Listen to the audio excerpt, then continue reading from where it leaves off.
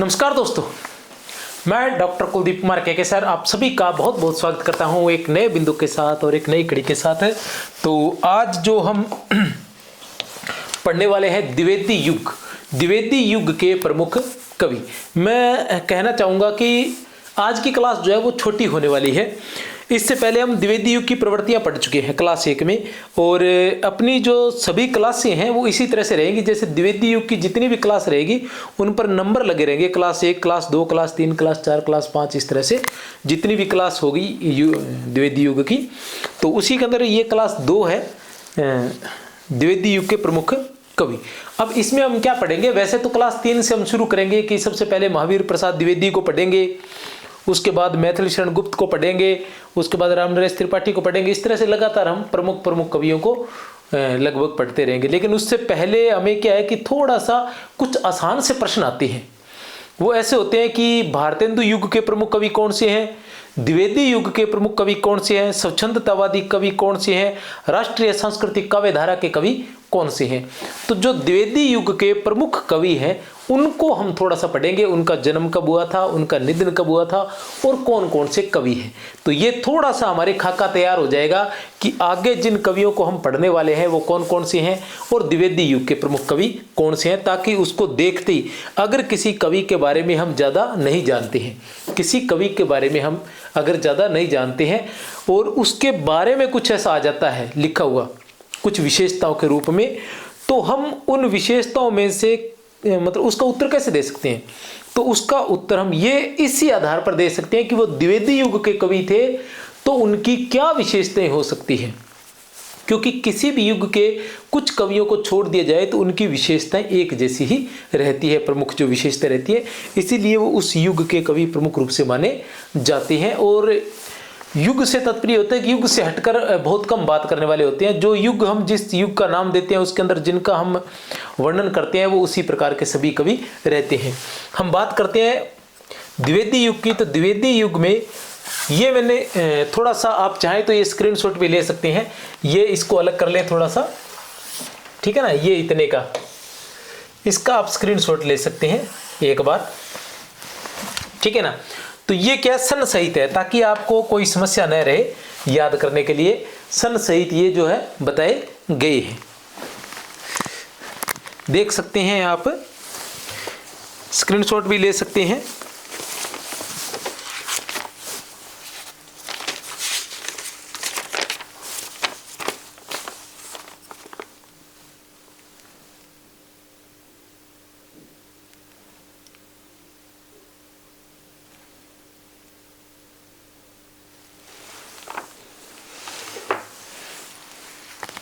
सबसे पहले हमारे पास आते हैं नाथूराम शर्मा शंकर, ठीक है ना, नाथूराम शर्मा शंकर आते हैं जिनका जन्म 1859 ईस्वी में हुआ था। आप अभी एक बार केवल जन्म याद कर ले, निधन तो बहुत कम चांस है कि कभी पूछा जाता है, जन्म जरूर पूछ लिया जाता है।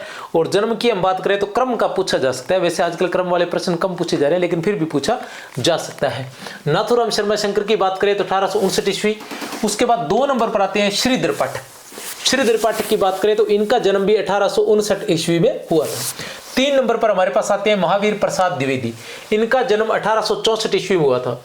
इसके बाद अयोध्या सिंह उपाध्याय, इनका जन्म हुआ था 1865 ईस्वी में, अयोध्या सिंह उपाध्याय हरियुद्ध। उसके बाद बाल मुकुंद गुप्त, इनका जन्म हुआ था 1865 ईस्वी।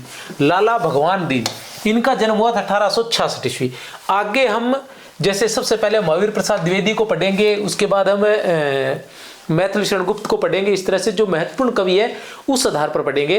और अधिकतर जो हिंदी साहित्य के इतिहास है वहाँ भी इसी तरह से इनको दिया जाता है भी, जो महत्वपूर्ण कवि है उनको ही। तो उस वजह से क्या होता है कि हम इनके सन याद करने भूल जाते हैं, अगर इनका क्रम पूछा जाए तो हम भूल जाते हैं कि पहले किसका जन्म हुआ था।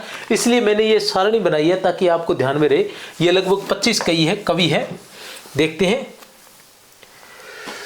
बाल मुकुंद गुप्त 1865 ईस्वी, लाला भगवान दीन 1866 ईस्वी, राय देवी प्रसाद पूर्ण 1868 ईस्वी, रामचरित उपाध्याय 1872 ईस्वी, सैयद अमीर अली मीर 1873 ईस्वी, कामता प्रसाद गुरु 1875 ईस्वी, गिरिधर शर्मा नवरत्न 1881 ईस्वी, गया प्रसाद शुक्ल स्नेही 1883 ईस्वी, रूप नारायण पांडे 1880 ईस्वी, मैथिली शरण गुप्त 1886 ईस्वी, लोचन प्रसाद पांडे 1886 ईस्वी, रामनरेश त्रिपाठी 1889 ईस्वी, माखनलाल चतुर्वेदी 1889 ईस्वी, मुकुटधर पांडे 1895 ईस्वी, सियाराम शरण गुप्त 1895 ईस्वी, बालकृष्ण शर्मा नवीन 1897 ईस्वी, उदय शंकर भट्ट 1898 ईस्वी, सुभद्रा कुमारी चौहान 1905 ईस्वी,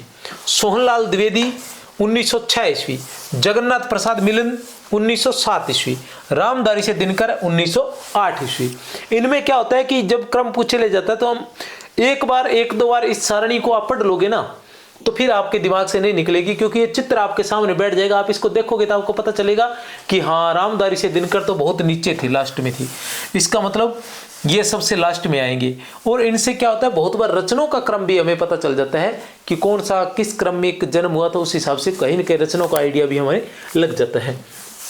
एक बार फिर से बता दूं, नाथूराम शर्मा शंकर और श्रीधर पाठक, नाथूराम शर्मा शंकर और श्रीधर पाठक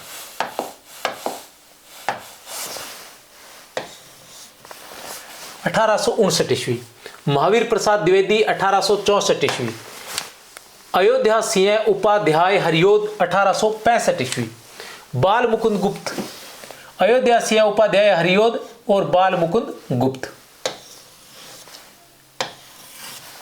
दोनों का 1865 ईस्वी, अयोध्या सिंह उपाध्याय और बाल मुकुंद गुप्त, लाला भगवान दीन 1866 ईस्वी, राय देवी प्रसाद पूर्ण 1868 ईस्वी, रामचरित उपाध्याय 1872 ईस्वी, सैयद अमीर अली मीर 1873 ईस्वी, कामता प्रसाद गुरु 1875 ईस्वी, गिरधर शर्मा नवरत्न बिल्कुल नए हैं, ध्यान रख लेना थोड़ा, गिरधर शर्मा नवरत्न 1881 ईस्वी, गया प्रसाद शुक्ल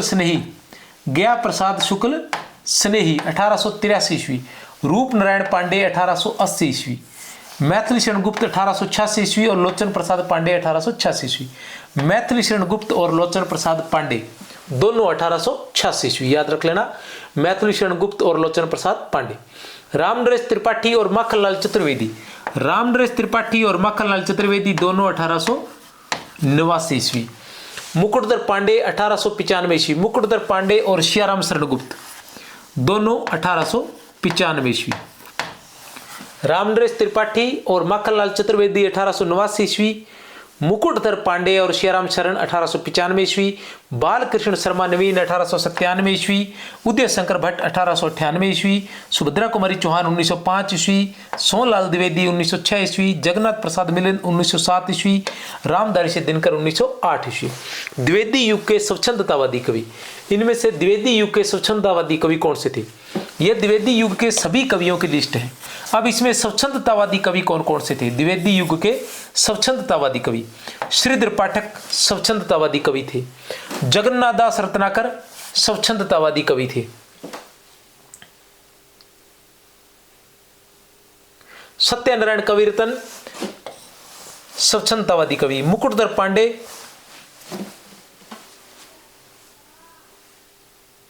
स्वच्छंदतावादी कवि। तो ये स्वच्छंदतावादी कवि थे श्रीधर पाठक, जगन्नाथ दास रत्नाकर, सत्यनारायण कविरत्न और मुकुटधर पांडे। श्रीधर पाठक, जगन्नाथ दास रत्नाकर, सत्यनारायण कविरत्न और मुकुटधर पांडे, ये क्या थे? द्विवेदी युग के स्वच्छंदतावादी कवि। अब द्विवेदी युग की राष्ट्रीय सांस्कृतिक काव्य धारा के कवि, राष्ट्रीय सांस्कृतिक काव्य धारा के कवि गया प्रसाद शुक्ल स्नेही और माखनलाल चतुर्वेदी, गया प्रसाद शुक्ल स्नेही और माखनलाल चतुर्वेदी। इसके बाद आते हैं हमारे पास रामनरेश त्रिपाठी, राष्ट्रीय सांस्कृतिक काव्य धारा के कवि रामनरेश त्रिपाठी 1889 ईस्वी, सियाराम शरण गुप्त, बालकृष्ण शर्मा नवीन, उदय शंकर भट्ट, सुभद्रा कुमारी चौहान, सोहनलाल द्विवेदी, जगन्नाथ प्रसाद मिलिन और रामधारी से दिनकर। ये क्या थे? राष्ट्रीय सांस्कृतिक काव्य धारा के कवि। अब आता है प्रणय मूलक व्यक्ति काव्य धारा, जो द्विवेदी युग के बाद थी। प्रणय मूलक व्यक्ति काव्य धारा के हरिवंश राय बच्चन, रामेश्वर शुक्ल अंचल और नरेंद्र शर्मा। हरिवंश राय बच्चन, प्रणय मूलक व्यक्ति काव्य धारा, इसका नाम क्या था? प्रणय मूलक व्यक्ति काव्य धारा। और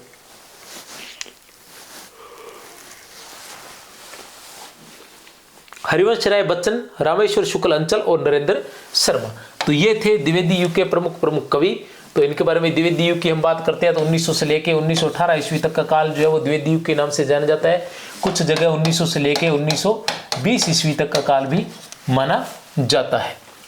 द्विवेदी युग की प्रमुख काव्य प्रवृत्तियां पढ़ा चुका हूं, फिर भी एक बार सरसरी निगाह। राष्ट्रीयता की भावना, जागरण सुधार की भावना, सामाजिक भावना, प्रकृति चित्रण, हास्य व्यंग्य, खड़ी बोली को मैं तो हास्य व्यंग्य बहुत ही कम था।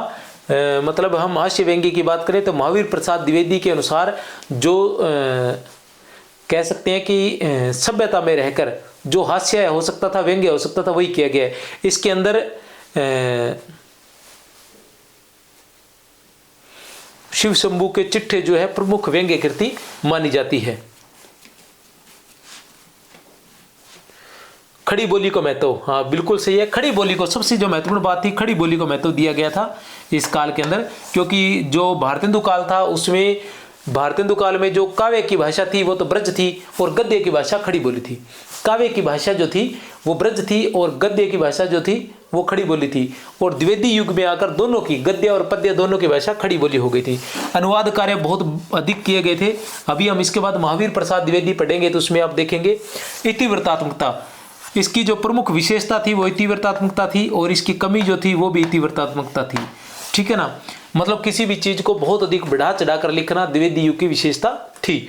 महाकाव्य, खंड काव्य, मुक्त काव्य व गीति काव्य सभी की रचना हुई थी इस काल में। महाकाव्य, खंड काव्य, मुक्त काव्य व गीति काव्य की रचना हुई थी। उपदेशात्मक काव्य की रचना थी, ज्यादातर पुराणों से उठाकर अधिकतर उपदेश दिए गए थे। जातीय भावना का काव्य था। इसके अंदर क्या है कि जातीय भावना को मतलब हिंदू जो जाति है अपनी जाति को लेकर अधिक भी, हम जाति से ऐसे थे, हमारी संस्कृति ऐसी थी, हमारी जाति ऐसी रही है, हमारे पूर्वज जैसे रहे, इस प्रकार जाति को जो है अधिक महत्व दिया गया था। लेकिन जाति के साथ साथ इस बात का भी ध्यान रखा गया था कि वर्तमान की समस्याओं को उजागर किया जाए, उनके निराकरण के उपाय भी इन्होंने सुझाए हैं और उसके साथ साथ इन्होंने राष्ट्रीयता को जो है प्रमुख स्थान दिया है। कहने का तात्पर्य है कि उपदेश के साथ साथ पुराणों और अपने धार्मिक ग्रंथों के साथ साथ जातीय भावना पर विशेष ध्यान के साथ साथ इन सब के होते हुए भी इन्होंने क्या किया था, राष्ट्रीयता की भावना को प्रमुखता प्रदान की थी या सर्वोच्चता प्रदान की थी। तो ये थे द्विवेदी युग के प्रमुख कवि। इसके बाद हम लगातार जो बड़े कवि हैं वो एक एक पढ़ेंगे और जो छोटे कवि हैं वो बड़ी संख्या में एक साथ हम पढ़ लेंगे। मेरी तरफ से आप सभी को बहुत बहुत शुभकामनाएं। जय हिंद, जय भारत। एक बात और कहना चाहूँगा कि अगर PDF आदि चाहिए तो आप 63 771 24 802 63